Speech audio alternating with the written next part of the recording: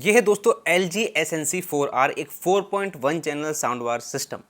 4.1 channel आप सोचोगे, आपने कई वीडियोस में बोला है और ये एक स्टैंडर्ड भी है कि 2.1 के बाद डायरेक्ट 5.1 आता है, तो 4.1 जैसे क्या बला है। बीच में हमने 3.1 भी देखा था, जैसे कि सैमसंग का B650D।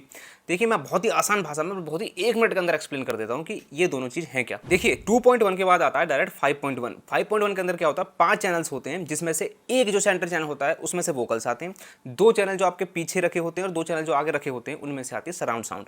और ये जो सराउंड साउंड होती है सीन के डायरेक्शन के हिसाब से होती है, जैसी सीन की रिक्वायरमेंट होती है वैसी वैसी आवाजें चारों स्पीकर में से आती हैं, जो एक 2D सर्किल के अंदर सराउंड साउंड बनाती हैं।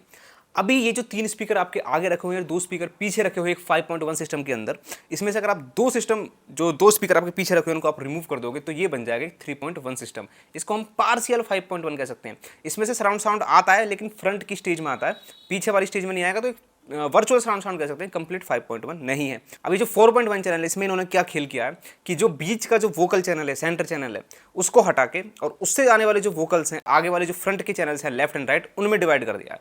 ठीक है, तो इस तरीके से आपको 4.1 हो गया। तो इस मामले में हम ये बोल सकते हैं कि 4.1 थोड़ा सा 5.1 से कम हो सकता है, लेकिन 3.1 से बेटर है, क्योंकि इसमें आपको पीछे जो स्पीकर मिलते हैं वो अच्छा सराउंड साउंड और आगे वाले भी ऑफकोर्स मिलकर एक अच्छा सराउंड साउंड क्रिएट करते हैं, बेटर देन 3.1। लेकिन ये 4.1 और 5.1 में कितना अंतर है सराउंड साउंड में, ये इस वीडियो में जानेंगे। और वो जो मैंने अभी सेल के ऊपर वीडियो बनाई थी ना कि गोट सेल में और प्राइम डे सेल में, मैंने इसको बहुत ज़्यादा रिकमेंड किया था। इनफैक्ट मेरी लिस्ट में मैंने बोला था कि सबसे मोस्ट रिकमेंडेड सिस्टम है, उसकी मैं वीडियो आज बनाने वाला हूँ। और मैंने रिकमेंड क्यों किया था वो भी मैं इस वीडियो में बताऊँगा। और क्या ये एक लौता 4.1 है? नहीं, जनरली आप सैमसंग के किसी भी सिस्टम को 4.1 में, किसी भी 2.1 सिस्टम को 4.1 में कन्वर्ट कर सकते हो। उसकी किट आती है अलग से, लेकिन मैंने जैसे कि सैमसंग के वीडियो में बताया वो बहुत महंगी किट हो जाती है, तो यहाँ वो आपको चीज़ फ्री में मिल रही है। तो देखते हैं दोस्तों, ये 14-15 हज़ार रुपये का सेल में आ जाता है, इवन 14 हज़ार रुपये से भी कम में आ जाता है। उस प्राइस रेंज में क्यों वर्थ इट है, क्यों मैंने रिकमेंड किया था और क्यों दोस्तों ये इररिप्लेसेबल सिस्टम है, वो सब जानेंगे आज की इस वीडियो में। सबसे पहले दोस्तों जल्दी जल्दी बॉक्स कंटेंट देख लेते हैं। जैसे आप इसके बॉक्स को खोलोगे आपको मिलेगी एक सबवूफर यूनिट, एक मिलेगी साउंड बार यूनिट, एक ऑप्टिकल केबल, एक रिमोट कंट्रोल जिसकी बैटरीज इसके अंदर ही इंक्लूडेड हैं, 2 AAA बैटरीज मिलेंगी, एक wireless rear speaker kit. Subwoofer की दोस्तों बात करूं, ये फ्रंट फायरिंग वायरलेस सबवूफर है। वैसे सबवूफर नहीं बोलना चाहिए, इसको वूफर ही है, और वो क्यों मैं अभी आगे बताऊंगा। इसका जो दोस्तों डिजाइन है एक लंबा सा डिजाइन है, यानी कि एक मिनी टावर स्पीकर की तरह दिखता है। कंप्लीट वुडन बॉडी में आता है, एक लाइनिंग पैटर्न मिल जाता है इसके चारों तरफ। सामने की तरफ दोस्तों इसमें फैब्रिक फिनिशिंग मिली है और एक LED इंडिकेटर इसमें सामने में टॉप की तरफ मिल जाता है, जो कि रेड होता है अगर ये पेयर नहीं है अपने साउंड बार से, और ग्रीन होता है अगर ये पेयर है तो। इसके पीछे बेस रिफ्लेक्स पोर्ट मिल जाता है, जो कि बहुत छोटा सा है। LG जो है हर सबवूफर के जो बेस रिफ्लेक्स पोर्ट है वो आपको देखने में छोटा लगेगा इन कंपैरिजन ऑफ बाकी साउंड बार्स। साउंड बार की दोस्तों बात करूं, सेम जैसी लाइनिंग पैटर्न आपको सबवूफर के ऊपर मिलती है, सबवूफर कैबिनेट के ऊपर, वैसे ही सेम लाइनिंग पैटर्न यहाँ पे आपको टॉप पे मिल जाती है।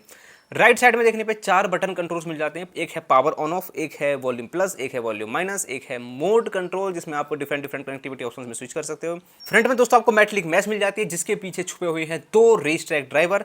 यहाँ कोई ट्यूटर्स नहीं है, लेकिन उसकी कमी ये महसूस नहीं होने देगा, वो मैं अभी आगे बताऊंगा।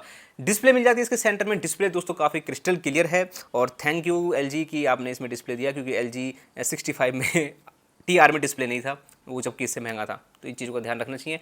इसके पीछे देखने पे दोस्तों आपको ऑप्टिकल और USB जैसे कनेक्टिविटी ऑप्शंस मिल जाते हैं। HDMI नहीं मिलती है।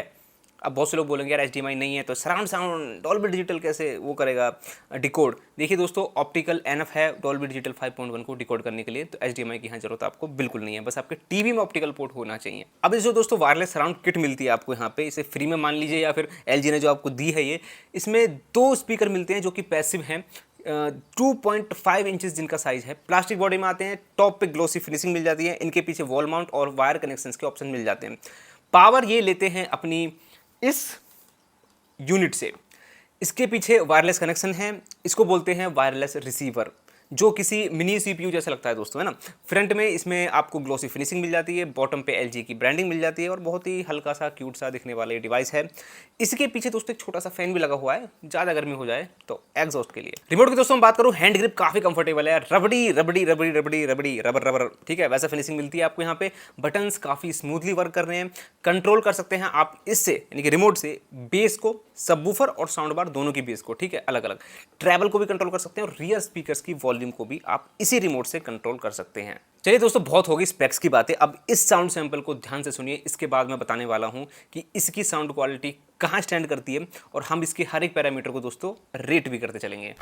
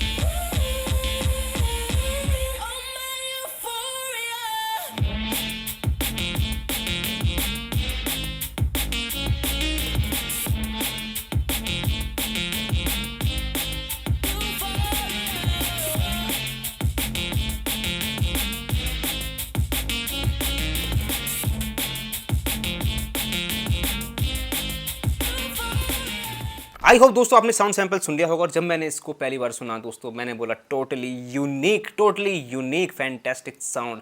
आई मीन क्या आवाज़ है। सिंगर की आवाज़ के साथ आप इसमें बहुत अच्छा कनेक्शन एक फील करते हो। सिंगर जिस इमोशन के साथ गाने की कोशिश कर रहा है उधर भी आप एक बहुत अच्छा कनेक्शन फील करते हो। कुल मिला के सिंगर की जो आवाज़ है दोस्तों इसमें बहुत कमाल की लग रही है। सिंगर की आवाज़ में दोस्तों जो एक रिवर्ब होता है ना, जो अक्सर पुराने गानों में जो यूज़ किया जाता है 90s के में 80s के में, जो नेचुरल रिवर्ब है वो कितना दोस्तों कमाल का लग रहा है मैं बता नहीं सकता। सिंगर की आवाज़ में दोस्तों एक जो भारीपन होता है वो भी दोस्तों बहुत ही ज़्यादा रिलैक्सिंग लग रहा है। इस साउंड बार के अंदर जैसे ही कोई सिंगर गाना गा रहा है म्यूजिक के अंदर, उसमें आप रेजोनेंस भी फील कर सकते हो। रेजोनेंस मतलब इन द सेंस कि अगर हम जैसे अपने वोकल कोड से बोलते हैं तो सिंगर कहने का मतलब जोर कहाँ डाल रहा है, नाक से आवाज़ ज़्यादा आ रही है, माउथ से आ रही है, थ्रोट से आ रही है, चेस्ट से आ रही है, ओके, मतलब किस बॉडी पार्ट का यूज़ करके वो उस पर जोर डाल रहा है, उसको दोस्तों आप बिल्कुल महसूस करते हो। बहुत ज़्यादा ज़रूरी है। ये बहुत ही डेप्थ वाली चीज़ मैंने आपको बताई है जो हर साउंड बार में आप इतनी अच्छी तरीके से एक्सपीरियंस शायद ना कर पाओ। अब इसके जो वोकल्स हैं दोस्तों मैं दो शब्दों में बोलूँ तो काफ़ी ओपन हैं और काफ़ी हैवी हैं। अब इसके पीछे दोस्तों दो रीज़न है। एक तो दोस्तों इसमें पहला रीज़न मैं ये बोलना चाहूँगा, अपर बेस में बहुत ज़्यादा एनर्जी डाल रखी है इन्होंने, जिसकी वजह से दोस्तों क्या हो रहा है, ना केवल वोकल्स भारी हो रहे हैं, इंस्ट्रूमेंट जैसे कि ढोलक हो गया, तबला हो गया, पियानो हो गया, गिटार की जो स्ट्रिंग्स होती हैं उनमें भी दोस्तों काफ़ी वजन महसूस हो रहा है। बहुत नेचुरल साउंड कर रहे हैं ये, ठीक है। ऑडियो फाइल ग्रेड के नहीं ऑफकोर्स, बाकी साउंड बार के कंपैरिजन की मैं बात कर रहा हूँ। दूसरा रीज़न मैं बोलना चाहूँगा दोस्तों, वोकल्स इंस्ट्रूमेंट से काफ़ी सेपरेट फील हो रहे हैं, यानी कि वोकल्स को एक अलग स्पेस मिला हुआ है जिसकी वजह से वोकल्स की खिचड़ी नहीं पक रही है। मैंने फॉर एग्जांपल वेलकम मूवी का ये सॉन्ग चलाया था और इसी प्राइस रेंज में जो मेरे पास अभी फिलहाल साउंड बार अवेलेबल है उनमें ये सॉन्ग चलाया।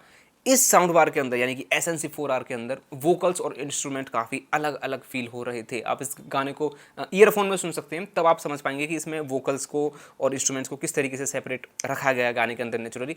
जब मैंने बाकी साउंड बार में चलाया ना तो इतनी खिचड़ी सी पक रही थी कुछ किसी साउंड बार के अंदर, तो मज़ा नहीं आना था। यहाँ लेकिन बिल्कुल भी ऐसा लग ही नहीं रहा है कि दोनों चीज़ आपस में ब्लेंड हो रही हैं। बहुत एक स्मूथ सेपरेशन दोस्तों बोलूँगा। वैसे दोस्तों ना केवल वोकल्स और इंस्ट्रूमेंट्स बल्कि इंस्ट्रूमेंट भी आपस में काफ़ी सेपरेट तरीके से फील हो रहे हैं। सेपरेशन दोस्तों बहुत ज़बरदस्त और बहुत किलर।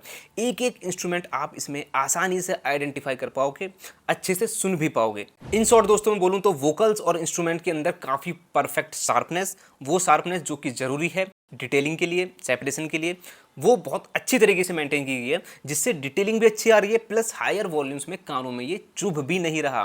दोस्तों एक बैलेंस होता है एक शार्पनेस एंड सॉफ्टनेस के बीच। चीज़ें ज़्यादा सॉफ्ट होंगी तो डिटेलिंग खत्म हो जाएगी, ज़्यादा शार्प होंगी तो कानों को इरिटेट करेगी। उनका दोस्तों एक परफेक्ट बैलेंस इस साउंड बार में आपको देखने के लिए मिलेगा। वैसे वोकल्स एंड इंस्ट्रूमेंट को इतना शानदार बनाने में हाइज का दोस्तों बहुत बड़ा रोल है, और यही मैं दोस्तों शौक हो गया। काफ़ी मैंने ढूंढा, इसकी मैनुअल भी देखी, तो फिर मुझे लगा कि यार इसके अंदर ट्यूटर है ही नहीं, तो फिर इतनी हाइज आ कैसे रही इतनी अच्छी।